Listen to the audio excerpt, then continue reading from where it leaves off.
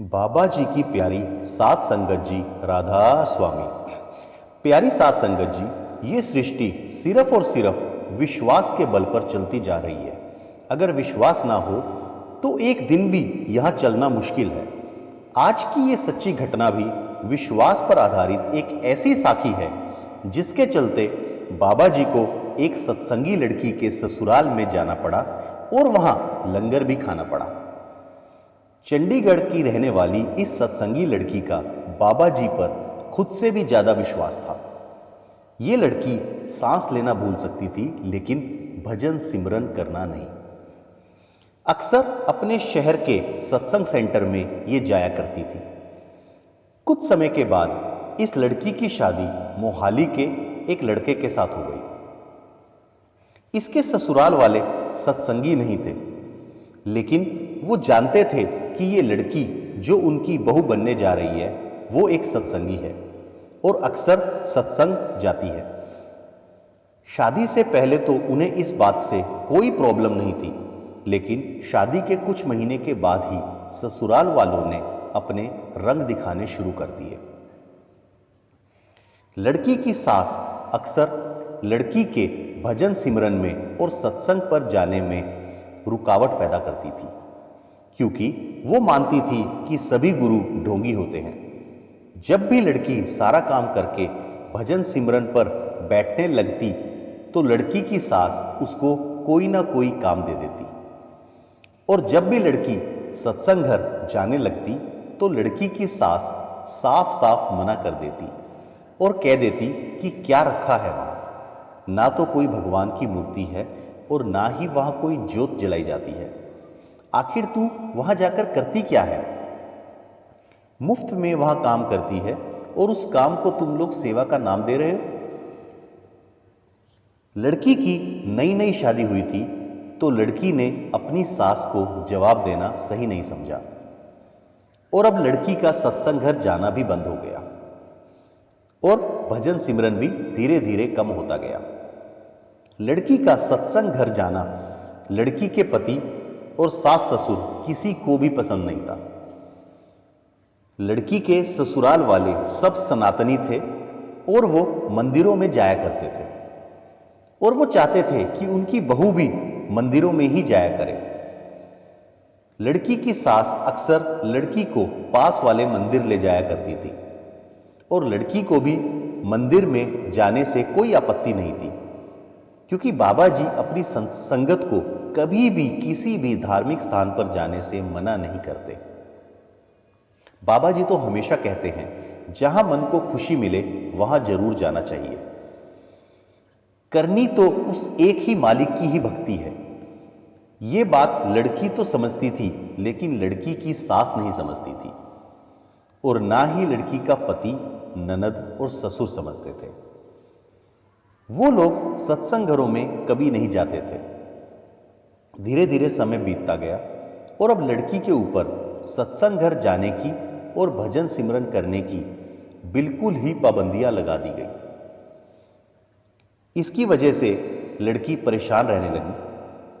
लड़की ने ये सारी बात अपनी मां को बताई। लड़की की मां ने समझाया कि बेटा कोई बात नहीं, अगर वो ऐसा करते हैं तो तू एक काम किया कर, तू सुबह 3 या 4 बजे उठकर अपने कमरे में बैठकर ही भजन सिमरन किया कर। उस समय सब सो रहे होंगे और कोई तुझे भजन सिमरन से नहीं रोकेगा। तो लड़की की अपनी मम्मी की बात अच्छी लगी और लड़की ने अपनी मम्मी के कहने पर सुबह 4 बजे उठकर भजन सिमरन करना शुरू कर दिया। अब लड़की सुबह 4 बजे उठने लगी तो लड़की के पति को दिक्कत होने लगी और लड़की के पति ने लड़की को बहुत भला बुरा कहा और कहने लगा कि ये क्या तू आधी रात को टोने टोटके कर रही है। जब सुबह के 4 बजे लड़की के कमरे से लड़ने की आवाजें बाहर आने लगी तो लड़की की सास और ससुर भी उठकर आ गए और सारी बात पूछी। इस पर लड़के ने बताया कि ये आधी रात को उठकर बैठ जाती है और समाधि लगाकर बैठ जाती है। ये जरूर कोई टोना टोटका करती है। लड़की की सास को यह सुनकर बड़ा गुस्सा आया और वो लड़की को कहने लगी कि तुझे एक बार में समझ नहीं आता क्या? दिन में मना किया तो अब तू आधी रात को ये सब करने लगी। इस बार लड़की के सब्र का बांध टूट गया और लड़की कहने लगी कि मालिक की भक्ति करना कौन सी गलत बात है। हमारे बाबा जी ने मुझे नामदान दिया है और अगर मैं नाम की कमाई कर रही हूं, वो भी उस समय जिस समय आप लोगों में से कोई भी डिस्टर्ब नहीं हो रहा, तो इसमें गलत क्या है? लड़की की सास इस पर कहने लगी कि तेरे बाबा जी कोई भगवान नहीं है जो सुबह 4 बजे उनकी भक्ति करने लगती है। लड़की कहने लगी कि मैं जानती हूं वो भगवान नहीं है, क्योंकि वो मेरे लिए भगवान से भी ऊपर हैं। वो मेरे गुरु हैं और गुरु का दर्जा सबसे ऊपर होता है और मैंने बाबा जी को जो वचन दिया है उस वचन को जरूर निभाऊंगी। बाबा जी ही मेरी हर पल संभाल करते हैं। मैं अपने सतगुरु से दूर नहीं रह सकती। मैं अपने सतगुरु से अपने अंदर से जुड़ी हुई हूं। बड़ी मुश्किल से और मेहनत से मैंने ये रिश्ता बनाया है। अब मैं भजन सिमरन छोड़कर इस रिश्ते को तोड़ नहीं सकती। लड़की के सास ससुर कहने लगे कि अगर तेरी नजर में तेरा बाबा तेरी इतनी संभाल करता है तो बुला अपने बाबे को हमारे घर। हम भी तो देखें कि निभाई सिर्फ तेरी तरफ से जा रही है या तेरा बाबा भी निभाता है। फिर आगे लड़की की सास और ननद कहने लगी कि अगर तेरा बाबा तेरी इतनी सुनता है तो बुला अपने बाबे को हमारे घर पर, और अगर 7 दिन में तेरे बुलाने से तेरे बाबा हमारे घर आ गया तो हम तुझे कभी भी सत्संग घर जाने या भजन सिमरन करने से नहीं रोकेंगे। लेकिन अगर तेरा बाबा घर पर नहीं आया तो फिर तुझे अपने बाबे को छोड़ना होगा और हमारे साथ सनातनी बनना होगा। इतना कहकर लड़की की सास और ननद वहां से चले गए। लड़की अब सुबह शाम अपने मन में बाबा जी से अरदास करने लगी कि बाबा जी, मुझे पूरा विश्वास है कि आप मेरे घर में जरूर आओगे। अगर आप ना आए तो मैं इन सब के आगे झूठी पड़ जाऊंगी। लड़की बाबा जी के आगे बैठकर रोने लगती है और सिर्फ एक ही जिद पर अड़ गई कि बाबा जी, आपको मेरे घर आना ही होगा।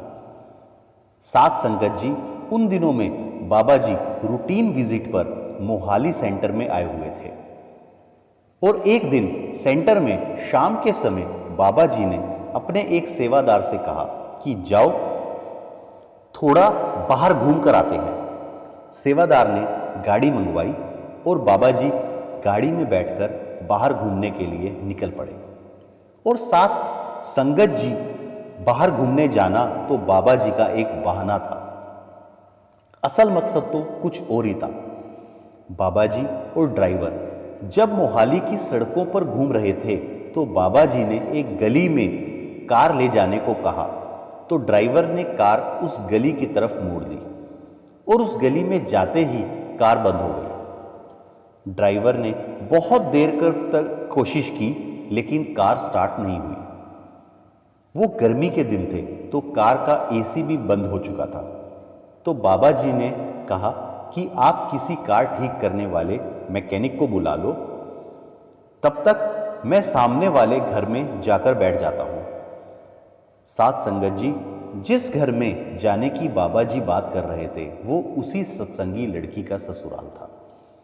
बाबा जी ने घर की बेल बजाई और कुछ देर बाद लड़की की सास ने दरवाजा खोला और सामने बाबा जी को खड़ा देख लड़की की सास अपनी आंखें मसलने लगी, क्योंकि लड़की की सास को विश्वास नहीं हो रहा था कि बाबा जी उसके सामने खड़े हैं। लड़की की सास कुछ बोल ना सकी और दरवाजे से हटकर खड़ी हो गई। बाबा जी घर के अंदर आ गए और अंदर आते ही बाबा जी पूछने लगे कि हमारी बेटी कहाँ है। लड़की की सास ये सुनकर हैरान थी और लड़की की सास पूछने लगी, जी आप किसकी बात कर रहे हैं? तो बाबा जी कहने लगे कि मैं अपनी बेटी की बात कर रहा हूं, जिसकी शादी मैंने आपके बेटे से करवाई थी। इसी बीच अंदर से लड़की अपनी ननद के साथ बाहर वाले कमरे में आ गई। और अब लड़की तो बाबा जी को देखकर खुश हो गई, लेकिन लड़की की ननद के होश उड़ गए, क्योंकि उसको पक्का यकीन था कि इसके बाबा जी यहां कभी नहीं आने वाले।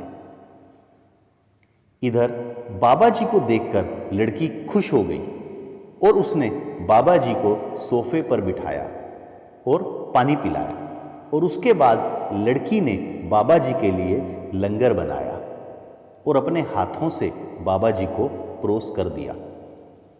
ये सब कुछ लड़की की सास देख रही थी और देखकर शौक में थी कि क्या ये सब सच में हो रहा है या मैं कोई सपना देख रही हूं।